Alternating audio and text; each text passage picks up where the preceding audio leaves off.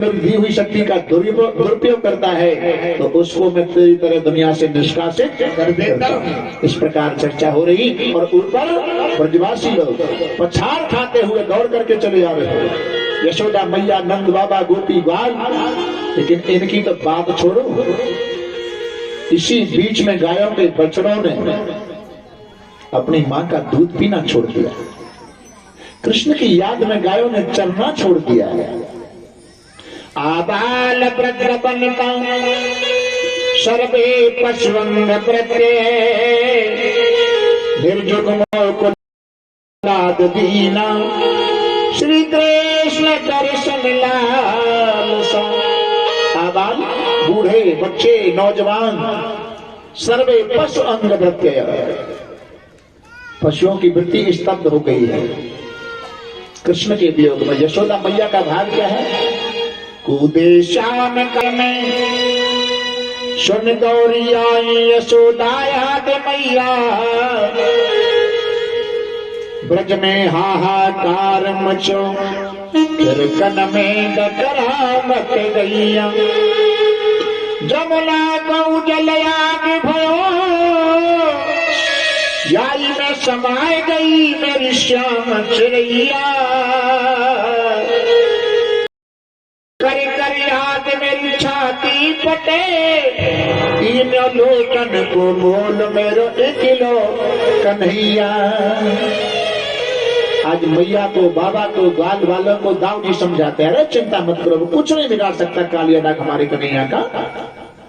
और कालिया नाग से भगवान ने कह दिया इस स्थान को छोड़कर तुम किसी दूसरे स्थान पर चले जाओ, परिवार के सहित यहाँ से निकलकर कहीं बाहर जाओ। और शर्त एक और है, क्या?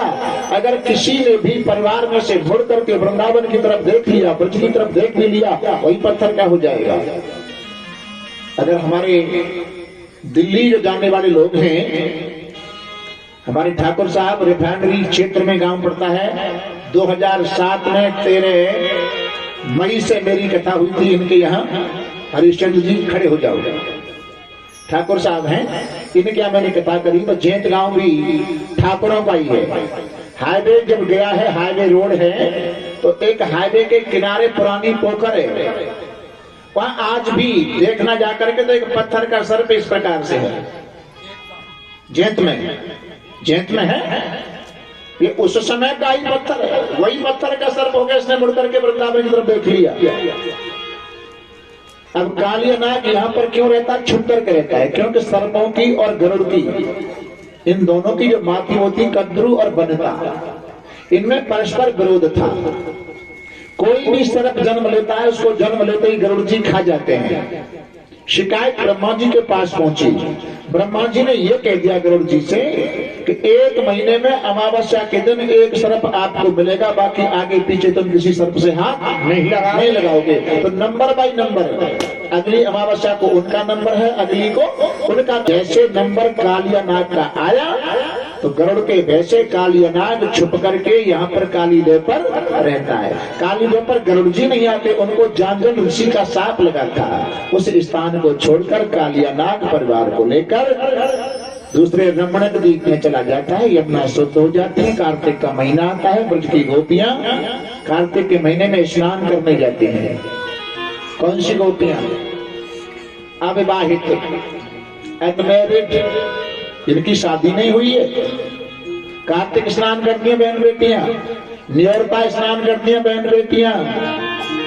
तो ये अनमैरिड बहन बेटियां न्योरता स्नान, कार्तिक स्नान करें, काय बात को करें, यो ना करेंगे पापन के आलू 2000 पर टाद दी जाए, क्या बात को ना करें।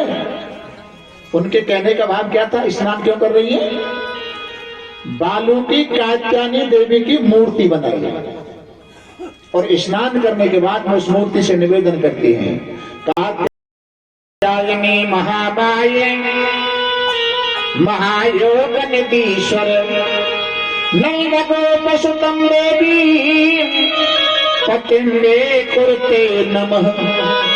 स्नान करने के देवी से कहते हैं कात्यायनी मैया, नंद का लाला जो कन्हैया है ना, वो हमें पति के रूप में मिल जाए, सुंदर पति मिल जाए, इसके लिए स्नान करते हैं। एक दिन गोपी स्नान करके आ रहे हैं, इस कथा से भगवान ने यह दिखाया है कि भगवान एक देशी नहीं है, भगवान सर्वव्यापक है।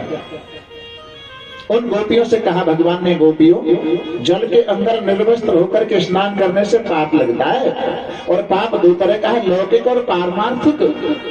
लौकिक पाप है, अगर कोई मन चला व्यक्ति आ गया तो उसका मन विकृत हो जाता है, और पारमार्थिक पाप है कि जल के देवताएं वरुण भगवान का अपमान होता है। इस प्रकार गोपियों को समझाया तो अहंकार में गोपी बोली, चल चल चल आया समझाने वाला कल का छोकरा। कौन आ, जल्दी आते ना, फ्री होके आ जाते हैं, इतने अंधेरे में कौन आएगा। भगवान बोले कोई नहीं आवेगा, पर मोह तो आना ही पड़ेगा। चलो मैं आता हूँ।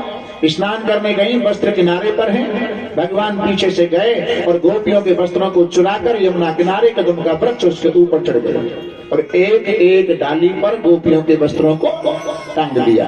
पवन देव को सारा दिया, हवा चलने लगी, भगवान बांसुरी बजा रहे हैं। सुखदेव जी परिषद कहते, राजन, उन गोपियों के वस्त्र कदम की डालियों पर इस प्रकार लहरा रहे जैसे चुनाव के पीरियड में कांग्रेस भाजपा के झंडा। भगवान जब बंसी बजा रहे, बंसी की आवाज को सुनकर के गोपी ने कहा, चलो चलो चलो, यहाँ तो कन्हैया आ गया, बंसी बजाने में लगा। और बाहर निकल करके आने लगी तो किनारे पर वस्त्र दिखाई नहीं दिए। एकदम आदेश में गोपी, आया कन्हैया, तुझे बहुत देख लिया, क्या तुम्हारे कपड़ों को दे दे, मैं तो तेरी शिकायत कंस के पास करेंगी जाकर। भगवान बोले, अच्छा कंप्लेंट करोगी, मानोगी ना, तो पर एक काम करो, बाद में ले लिया कपड़ा, आप शिकायत कर जाओ, जाओ, देर का ही कर रही है। जानते हैं इस हालत में ये कंस के पास जाने वाली नहीं है। एक गोपी ने कहा, जिससे जितना टेढ़ा चलोगी ना, उतना ही टेढ़ा चलेगा, सीधी सीधी बात करो। अब सीधी क्या कर रही है, मतलब के लिए, श्याम सुंदर ते दास्या करबा में कबोदितम देहवासांश धर्मज्ञ नोचे जरा के प्रवाह में। हम कोई शिकायत ना करें, हम तुम्हारे हाथ जोड़े, हम तुम्हारी दासी, हमारे वस्त्रों को दे दो। भगवान बोले, अच्छा है को पारो ढीलो, अभी तो शिकायत करने जा रही थी, अब दासी बन रही है। जानते दासी का काम क्या होता है? अगर आप मेरी दासी हो, भवेत्यो यदि मे दास्यो, अगर आप मेरी दासी हो, मयोक्तम्बा करश्यत, मैं कहूँ वो करोगी, करेंगे करेंगे करेंगे।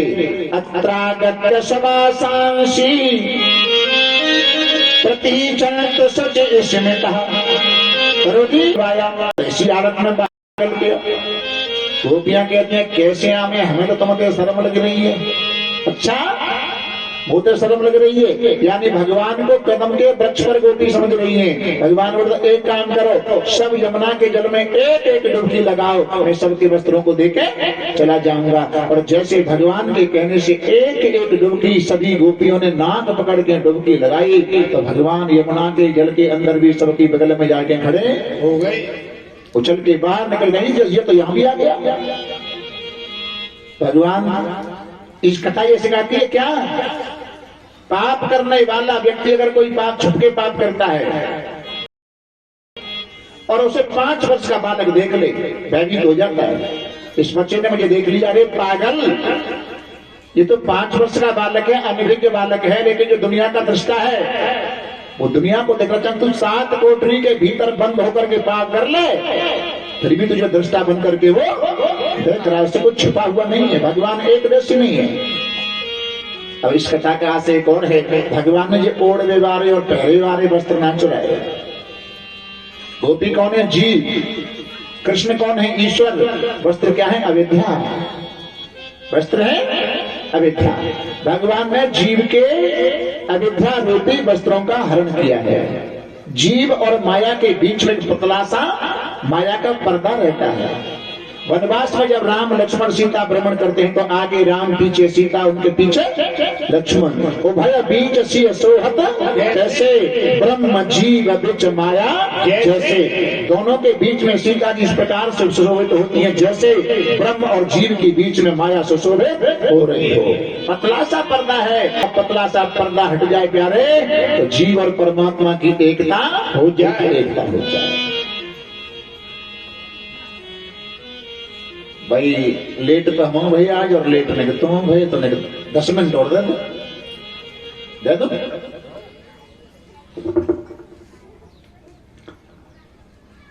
आगे की कथा में गोवर्धन पूजा का प्रसंग। एक दिन हमें पूछ रहे थे कि महाराज जी क्या क्या उत्सव मनाया जाता है।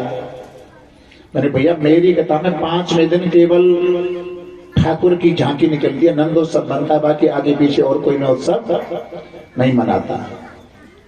वैसे तो आवाज लगाते हैं माइक में, आज कथा हो गई, कल की दूसरे दिन ये करना वो करना, लेकिन केवल मैंने अपने गुरुजी से यही सीखा है कि यही उत्सव मनाया जाता है। तो गोवर्धन पूजने का यानी कार्तिक के महीना में परवा के दिन आधे कार्तिक आवे गोवर्धन 3 पद हैं। गोवर्धन, गो माने इंद्रियां, वर माने श्रेष्ठ, धन माने संपत्ति। इंद्रियों का श्रेष्ठ धन है वो है हमारी आत्मा। गोवर्धन, गो माने भक्ति, वर्धन माने बढ़ाना, गो माने ज्ञान। गोवर्धन पूजा का प्रसंग। एक बार ब्रजवासी गोवर्धन महाराज की पूजा की तैयारियां कर रहे हैं। तो किसकी? इंद्र की पूजा करते हैं। ब्रजवासी पहले इंद्र की पूजा करते थे। एक बार आकर कन्हैया ने पूछ लिया, बाबा ये काहे की पूजा की तैयारी चल रही है? बोले इंद्र की पूजा की तैयारी। क्या होता है पूजा करने से?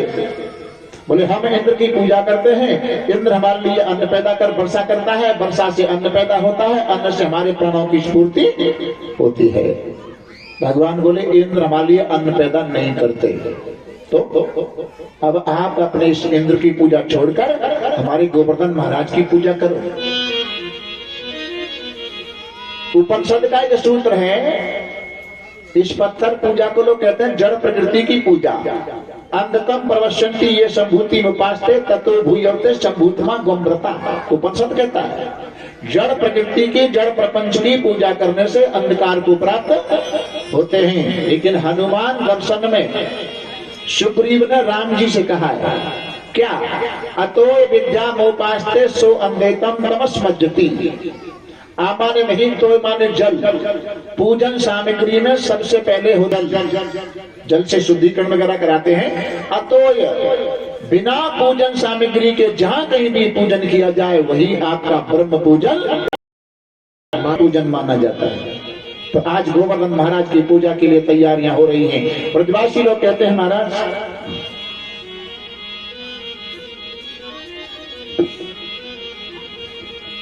कन्हैया से कहा हम तुम्हारे इंद्र की पूजा को, अपने इंद्र की पूजा को छोड़कर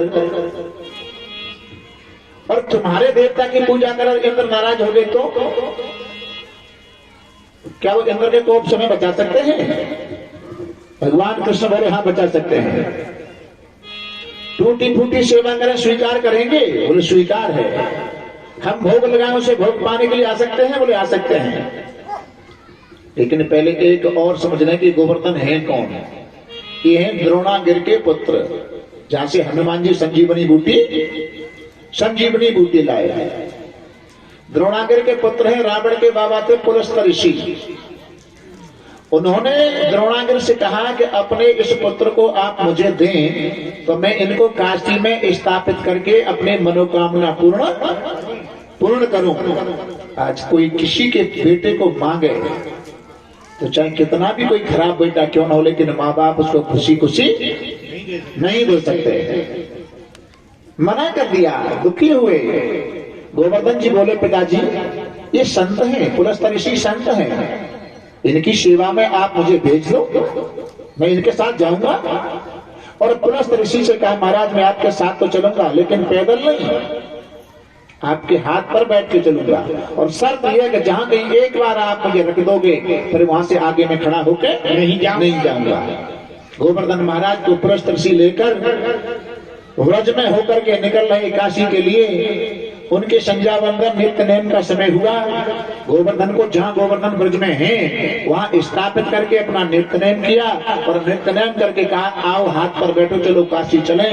गोवर्धन महाराज ने कह दिया मैंने पहले ही कह दिया था जहां रख दोगे स्थापित कर दोगे, फिर वहां से मैं खड़ा होके नहीं जाऊंगा। गोवर्धन जी ने इस प्रकार कहा, तूने मेरी इच्छा पूरी नहीं होने दी, अब मैं तुझे साप दूंगा।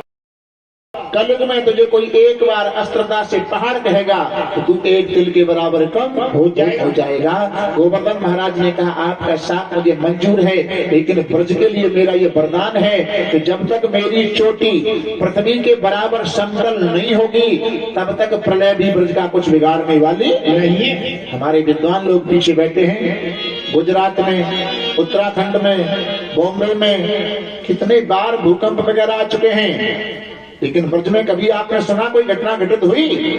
कोई नहीं हुई। और आज के इस युग में केवल 2 देवता ऐसे हैं जो साक्षात फल देते हैं। दक्षिण भारत में तिरुपति बालाजी और ब्रज में श्री गोवर्धन महाराज। कोई श्रद्धा लेकर के जाता है तो आज भी तुरंत फल मिलता है। ब्रजवासी लोग पूजन सामग्री लेकर के पूजा करने गए तो पहले जल की आवश्यकता पड़ती है, लेकिन जब गोवर्धन की पूजा की तो लंबाई चौड़ाई ऊंचाई कितनी है? 8 योजन तो लंबे हैं। 1 योजन में 4 कोस होते हैं, लंबाई हो गई 32 कोस। 8 योजन लंबे, 4 योजन चौड़े और 2 योजन ऊंचे। इतने चौड़े देवता को दिखाया तो ब्रजवासी कह बोले, भैया इतने लंबे चौड़े देवता का हम कहां से जल लेके आवे? तुम ही देवता के कह के कोई जल की व्यवस्था करवा। भगवान श्याम सुंदर मन ही मन कहते हैं, गोवर्धन नाथ आपके चरणों में गंगा यमुना सरस्वती नदी का वास है, आप ही को। और मन के द्वारा स्तुति करने पर गोवर्धन में मानसी गंगा प्रकट हो गई। बोलिए मानसी गंगा की जय। सांगल मुनि षोडशोपचार से पूजन कराने के लिए आते हैं। ब्रजवासी भोग लगा रहे हैं, नंद बाबा भोग लगा रहे हैं। एक रूप से तो बाबा के साथ भोग लगा रहे हैं और एक रूप से कन्हैया सभी के भोग को पा रहे हैं। और कहते हैं, देख लो भैया ब्रजवासियों, तुम्हारा इंद्र आज तक तुम्हारे भोग का प्रसाद का भोग लगाने नहीं आया होगा, लेकिन हमारे श्याम सुंदर कितने दयालु, गोवर्धन नाथ कितने दयालु देवता है, पहले ही दिन आपके भोग को पाने के लिए आए हैं। ब्रजवासी लोग भोग लगा करके परिक्रमा करते हैं।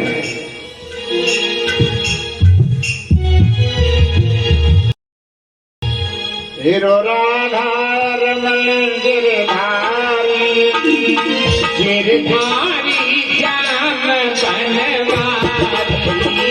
हिरो राधा रमन गिरधारी, गिरधारी कन्हैया बनवारी। हिरो राधा रमन गिरधारी, गिरधारी श्याम बनवारी।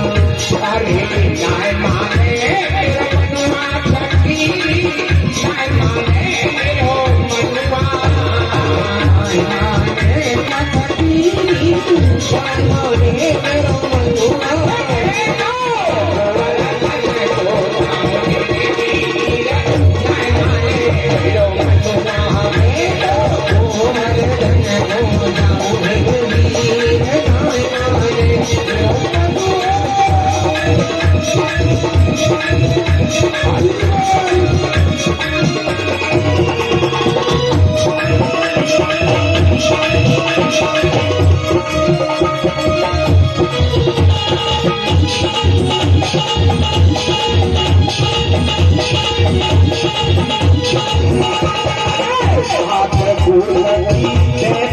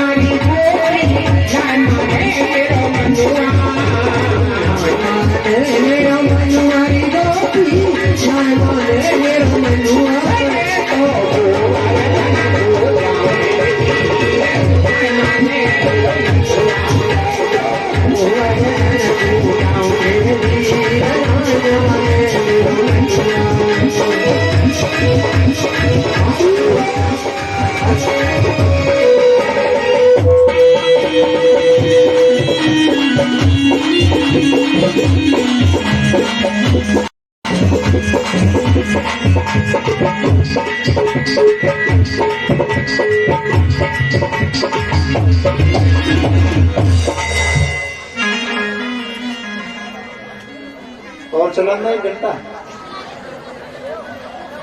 नाले तो है वृंदावन बिहारी लाल की ब्रजवासी लोग भोग लगा करके परिक्रमा करते हैं, जयकारी लगाते हैं। और इन जयकारों की आवाज को स्वर्ग में इंद्र ने सुना। इतने में नारद जी महाराज आए, नारद जी प्रणाम किया, महाराज प्रणाम, ये जयकारों की आवाज कहाँ से आ रही है? नारद जी बड़े विनोदी हैं, बोले इंद्र ब्रजवासी ने तेरा पत्ता साफ कर दियो, तेरी पूजा छोड़कर एक पहाड़ की पूजा की है। इंद्र आवेश में आए, सूर्यपति की पूजा कर पर्वत की सेव, तब ही कोप कर इंद्र ने सबई बुलाए। उसी समय इंद्र ने आदेश में आकर के उन मेघों को आदेश दिया जो प्रलय के समय में 100 वर्ष जल बरसता है। उन मेघों से कहा कि 100 वर्ष में बरसने वाला जल ब्रज के ऊपर 7 दिन में बरसा दिया जाए।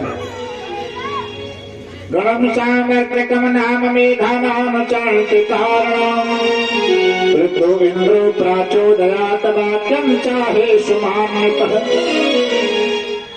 आज इंद्र के आदेशानुसार ब्रज के ऊपर मूसलाधार वर्षा होती है।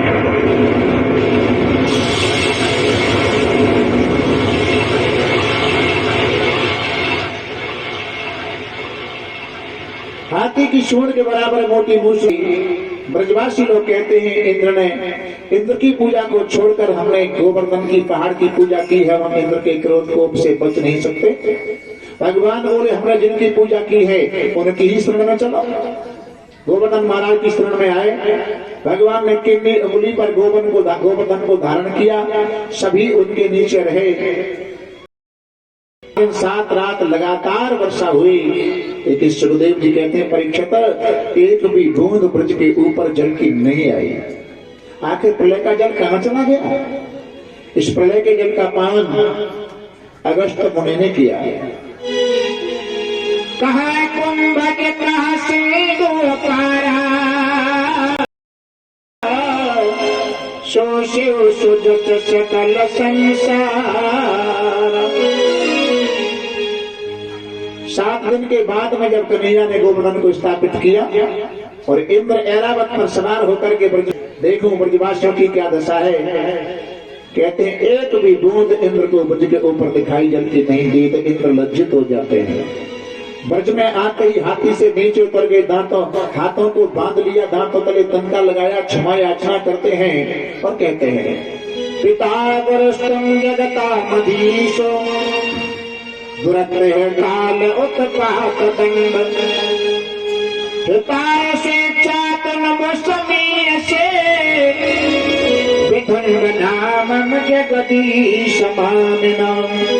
पिता गुरुस्तम त्वमेव माता च पिता त्वमेव बंधु शुष्का त्वमेव विद्या द्रविणम त्वमेव सर्वम मम देव।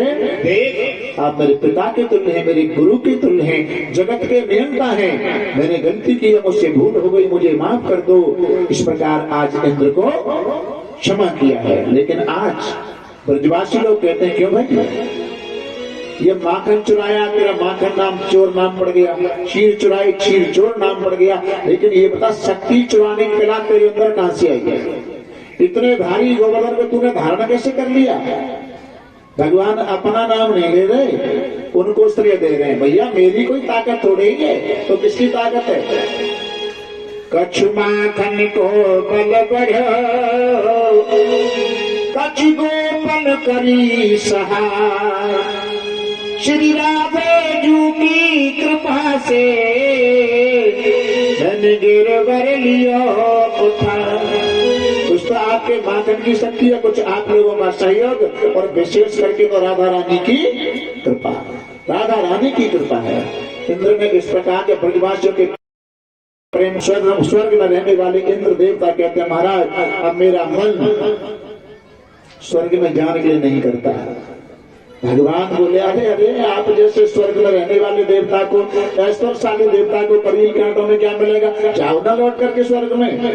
ब्रजवासियों के प्रेम को देख करके इंद्र भी जाने के लिए मना करते हैं। और गोवर्धन पूजा करने के बाद ब्रजवासियों के मन में वैराग्य आता है। यहाँ एक सूत्र आता है यथा कन्नाडी तथा पश्यति। क्या कर रहे हम? शेर खाई से थोड़ा क्या कर रहे? नहीं